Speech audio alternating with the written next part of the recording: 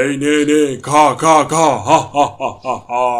এই দেখ দুলাল, দেখ আমার পক্ষীরাজটা কত তাড়াতাড়ি বড় হয়ে গেছে। জমিদার বাবু, সবাই যদি আপনার মতো পশু পাখির প্রেমে পড়তো। সবাই কি আর চাইলেই সব কিছু করতে পারে রে? এইসব করার জন্য তো কলিজা লাগে রে। তো জমিদার বাবু, এটাকে কত বড় করবেন, কিছু ভেবেছেন? এইটা তো দেখি বেশ বড় হয়েছে, দুদিন পরই এটাকে কাটতে হবে। জমিদার বাবু, আপনার খাবার সময় হয়ে গেছে, চলেন, দেরি করলে খাবারগুলো আবার ঠান্ডা হয়ে যাবে। কি গো, এরকম মন খারাপ করে বসে আছো কেন? আমার না অনেক দিন ধরেই একটা রাজহাঁস পালার শখ হয়েছে। তুমি আমাকে কাল একটা রাজহাঁস এনে দাও না। আরে কি বলছো এসব? একটা রাজহাঁসের দাম কত জানো তুমি?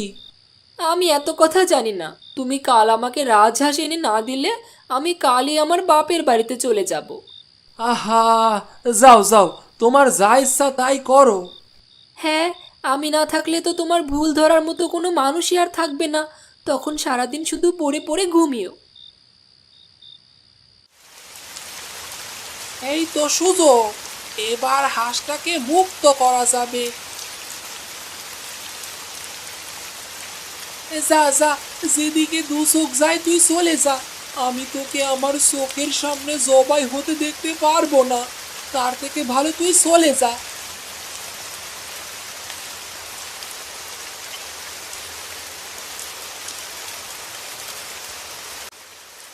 না, এই মানুষটাকে বলার আমার কিছুই নেই।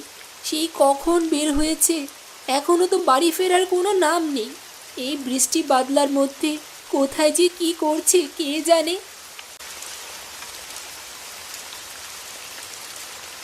বাহ, কি সুন্দর হাঁস! আজ বোধহয় আমার মনের আশা পূরণ হলো গো। কই গো আয়সা, কোথায় গেলে তুমি? একবার এই দিকে আসো তো।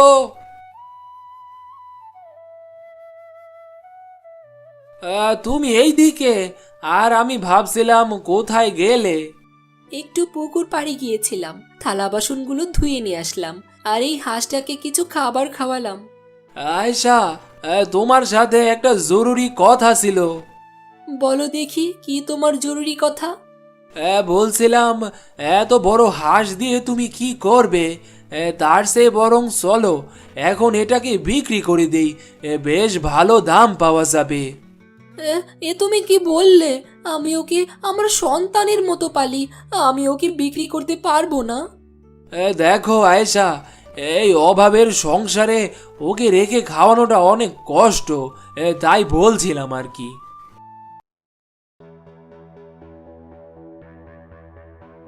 এই তো এই তো, এই তো আমার পক্ষীরাজ। দেখ দুলাল, দেখ এটাই আমার পক্ষীরাজ। জমিদার বাবু, একটু ভালো করে দেখেন, আমার মনে হয় আপনার কোথাও ভুল হচ্ছে। কি যাতা বলিস? দেখতে পারছিস না তুই আমার পক্ষীরাজকে আমি চিনব না? এই বেটা, এই বল, কেন আমার পক্ষীরাজকে চুরি করেছিস? মনে করেছিস আমি কিছুই টের পাবো না? এইগুলো কি বলছেন জমিদার বাবু আপনি? ও, কি বলছি তা বুঝতে কষ্ট হচ্ছে না? আমার এই হাঁসটাকে চুরি করে আবার এখন সাধু সাজা হচ্ছে? না জমিদার বাবু, সে চুরি করেনি। সে চুরি করতে পারে না। চুরি না করলে এই হাঁসটা এখানে আসলো কি করে? এখন এই হাঁসটা আমি নিয়ে যাব, আর যদি বেশি কথা বলিস তাহলে তোদেরকে পুলিশে ধরিয়ে দেব। থানার ওসির সাথে যে আমার কিরকম সম্পর্ক এ তো তোরা জানিসই। হা হা হা হা হা। থামুন জমিদার বাবু, এটা যে আপনার হাঁস, তার কোনো প্রমাণ আছে আপনার কাছে? আহ আহ আহ আহ আহ, প্রমাণ দিয়ে কি হবে শুনি? এটা যে আমাদের হাঁস, তার প্রমাণ আছে। এখন যদি জোর করে আপনি এটাকে জবাই করেন, তাহলে আমি আপনার নামে খুনের মামলা করব। আচ্ছা ঠিক আছে, তাহলে বল দেখি তোদের কাছে কি প্রমাণ আছে। দেখেন, ওর দুটো পাখার মাথা কাটা আছে। আরে হ্যাঁ, তাই তো, আমার পক্ষীরাজের তো কোনো পাখায় আমি কোনো সময় কাটিনি। তাহলে তো এটা আমার পক্ষীরাজ না।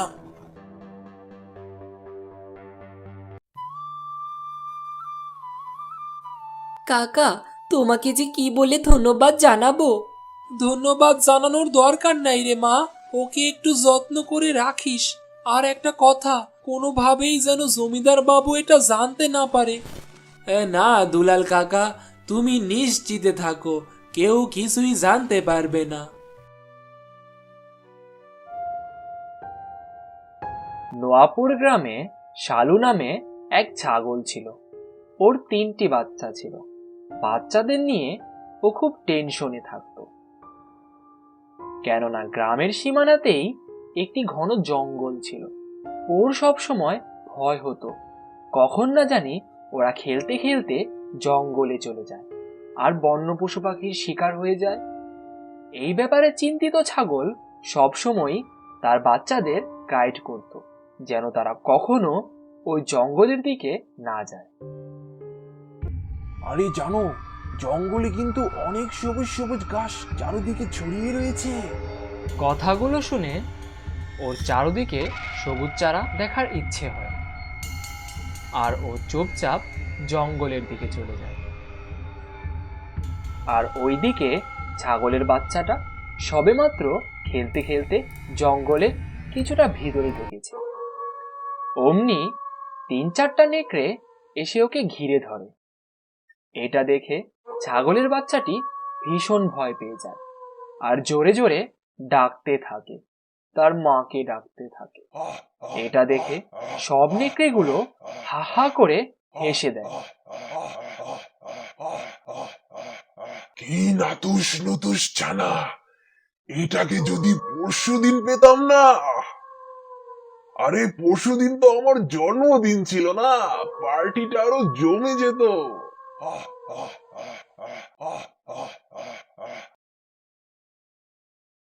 এরই মধ্যে ছাগলের মা চলে আসলো। ভাই, আমার মনে হয় এবার আমাদের বিরিয়ানি পার্টিটা অনেক ভালো জমবে। 250 গ্রামের সাথে 1 কেজি ফ্রি।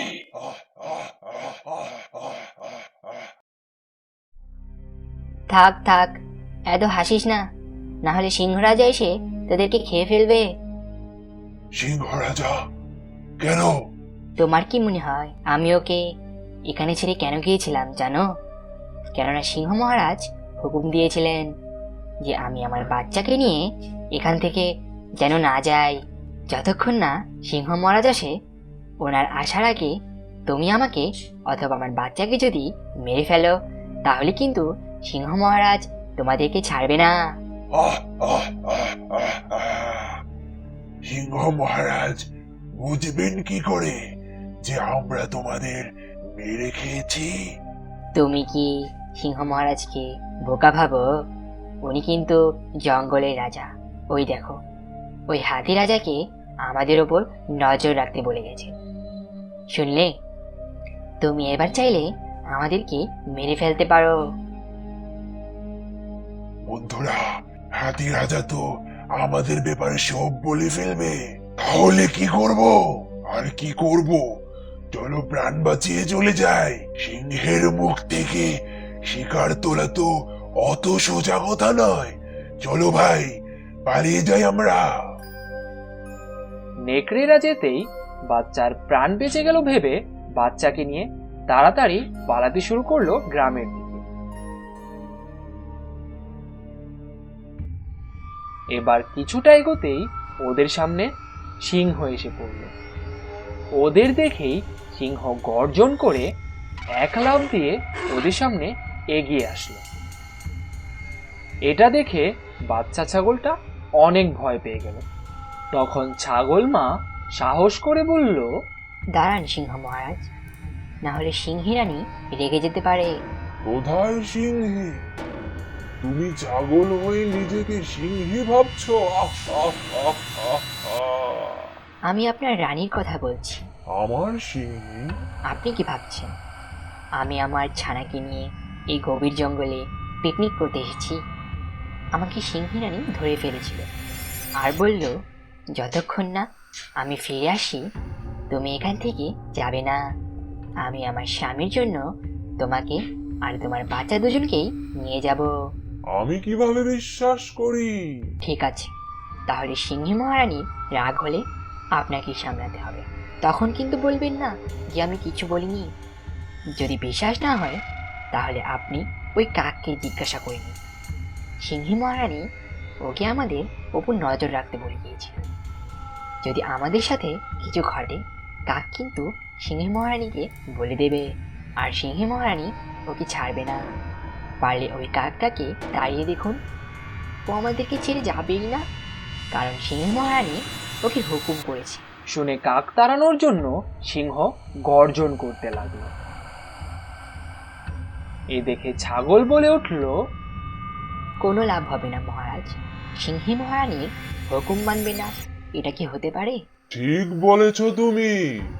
কাক তোমাদেরই গোয়েন্দাগিরি করছে, তাই যাচ্ছে না। সিংহীর সাথে পাঙ্গা নিয়ে কি হবে? আমি চলে যাচ্ছি। সিংহী তো তোমাদের আমার জন্যই নিয়ে আসবে। সিংহ যেতেই ছাগল তার বাচ্চাকে নিয়ে তাড়াতাড়ি ওদের গ্রামের দিকে এগোতে থাকে। কিছুটা এগোতেই সামনে সিংহী এসে পড়ল। সিংহী ওদের দেখেই গর্জে ওঠে। সিংহীকে গজরাতে দেখে ছাগল ছানাটি অনেক ভয় পেয়ে গেল। বাহ, আজ আমার সিংহ রাজা এই দুটো তাজা ছাগল পেয়ে খুব খুশি হয়ে যাবে।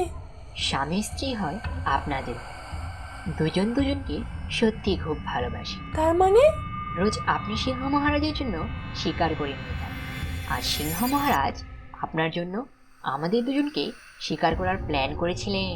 তো আমাকে বললো না কেন? বলেছিলেন সিংহী গুহায় ফিরুক, তারপর তোমাদেরকে আমি নিয়ে যাব। সিংহীকে আজকে আমার তরফ থেকে পার্টি। সত্যি সিংহ রাজা আজ আমার ব্যাপারে এই ভাবছে? আপনি গুহাতে যান তো আগে, উনি এসে আমাদেরকে নিয়ে যাবেন। আচ্ছা, আমি চলে যাচ্ছি, কিন্তু আমি চলে গেলে তোমরা যদি পালিয়ে যাও? আমরা তো এখনো পালাইনি, আর আমাদের ওপর নজর রাখতে সিংহ মহারাজ এই খরগোশটাকে রেখে গেছে। আমি যেখানে যেখানে যাব ওই খরগোশটাও আমাদের পিছনে পিছনে আসবে, আর সে সিংহ মহারাজকে সব বলে দেবে। বলো খরগোশ। দেখলেন, আমার কথা শুনে ওর কান খাড়া হয়ে গেল। হ্যাঁ, আমি এখনই গিয়ে সিংহ মহারাজকে পাঠিয়ে দিচ্ছি। তারপর ছাগল তাড়াতাড়ি করে গ্রামের দিকে ছুটে গেল। তুমি কোথায় গিয়েছিলে? আমরা তো ভয় পেয়ে গিয়েছিলাম যে তোমাদের যদি কোনো হিংস্র পশু ধরতো। আমাকে কয়েকটা হিংস্র নেকড়ে ধরেছিল, আবার সিংহ এবং সিংহীও এসেছিল, কিন্তু মা আমাকে তাদের থেকে বাঁচিয়ে এখানে এনেছে। কিভাবে মা ওদের সাথে লড়াই করলো? বাচ্চারা, লড়াই করার জন্য শুধু শক্তি না, ধৈর্যও লাগে। একটা কথা সবসময় মনে রাখবে, বিপদ আসলে কোনোদিনও ভয় পেয়ে যাবে না। ধৈর্য, সময় এবং বুদ্ধি দিয়ে কাজ করে যাবে, দেখবে তুমি প্রত্যেকটা বিপদের সমাধান পেয়ে যাবে। বনের ধারে ছোট্ট একটি ঘর, সেখানে থাকে 7টি ছাগল ছানা ও তাদের মা। ছাগল ছানারা নিচে গিয়ে ঘুরে বেড়ায়, যা পায় তাই খায়। মায়ের সাথে মাঝে মাঝে দূরের বনে যায়। একদিন মা ছাগল বলল, আমি আজ কাজে বের হচ্ছি, অনেক দূরেই যেতে হবে। ফেরার সময় তোমাদের জন্য নিয়ে আসবো ভালো ভালো খাবার। তাই না শুনে ছাগল ছানারা খুব খুশি। কিন্তু বাচ্চারা, একটা কথা, দিনকাল ভালো নেই, তোমরা কিন্তু ঘর থেকে একদম বের হবে না। কোথায় কোন বিপদ ঘটবে কেউ তা বলতে পারে না। তাহলে আমরা কি করব? দরজা জানালা বন্ধ করে ঘরের মধ্যে খেলাধুলা করবে। আমি ছাড়া অন্য কেউ এলে ভুলেও দরজা খুলবে না। এই বলে মা ছাগল রওনা দিল নিজের কাজে। কিন্তু সেই বনে ছিল দুষ্টপাজি বদমেজাজি এক নেকড়ে। যেমন তার হাঁক ডাক তেমন তার তেজ। সারাক্ষণ হম হম সবার উপর করে জুলুম। নেকড়ে অনেক দিন ধরেই এই সুযোগের আশায় ছিল, কি করে ছাগলছানাদের সাবার করা যায়।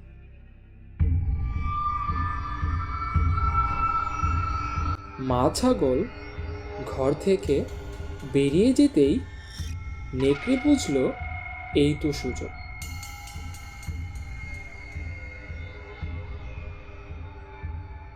নেকড়ে পা টিপে টিপে এলো ছোট্ট ঘরের সামনে।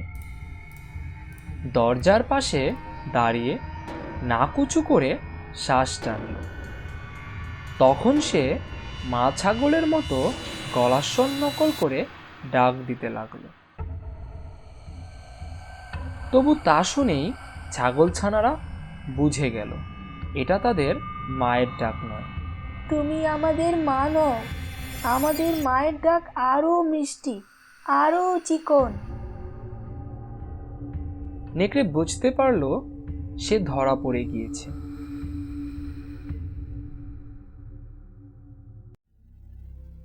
মন খারাপ করে সে গেল এক বুড়ো ভাল্লুকের কাছে। ভাল্লুক ভাইয়া, আমাকে একটু মধু দেবে?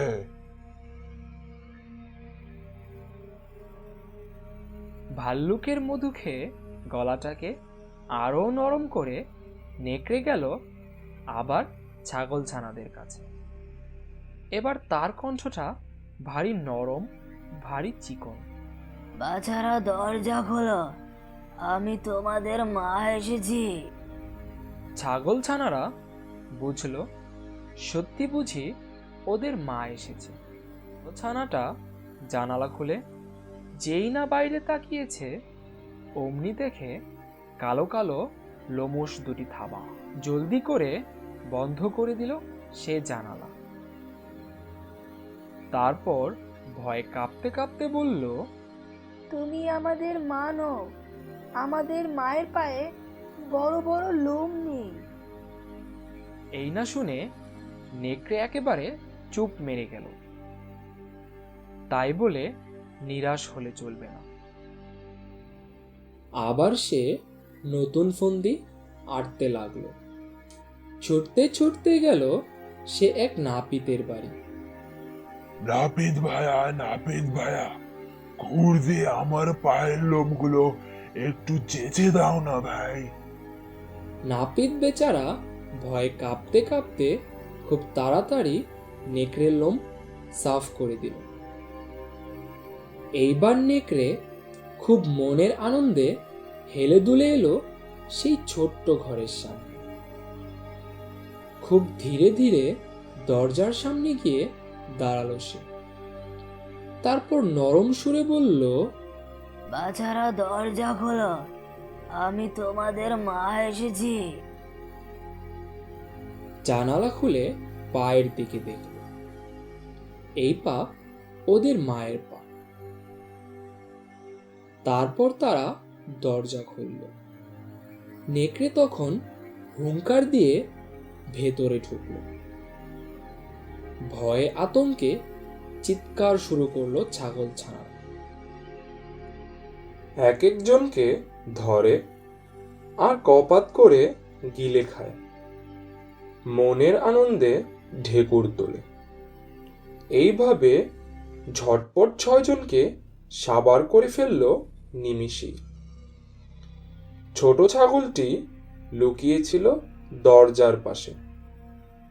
নেকড়ে তাকে আর খুঁজে পেল না। 6 জনকে সাবার করে নেকড়ের তখন ভরপেট। প্রাণ করে আইটাই, কোথায় যাই কোথায় যাই। কিছু দূর হাঁটতেই নেকড়ে টের পেল শরীর যেন আর চলে না। নেকড়ে একটা গাছের ছায়ায় চিত হয়ে শুয়ে পড়ল। তারপরই সে তলিয়ে গেল গভীর ঘুমে। ওদিকে বিকেলবেলা ছাগল মা ফিরল কাজ সেরে। দরজা খোলা দেখেই আঁতকে উঠল, সর্বনাশ, বিপদ ঘটে গেছে। ঘরে ঢুকেই ছাগল মা পাগলের মতো এদিক ছোটে ওদিক ছোটে, নেই, কোথাও কেউ নেই। তখন কুই কুই করে বেরিয়ে এলো ছোট্ট ছাগলছানা। মাকে খুলে বলল সব ঘটনা।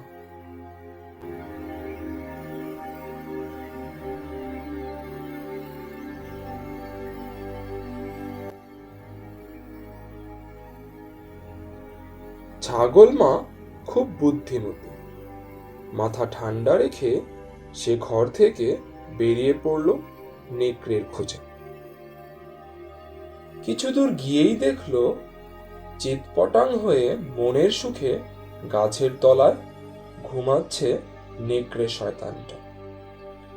ছাগল মা তার পাশে গিয়ে ধাক্কা ধাক্কি করল, কিন্তু কোনো সাড়া শব্দ না পেয়ে নেকড়ের পেটের মধ্যে কান দিতেই ছাগল মা শুনতে পেল ছাগলছানাদের শব্দ।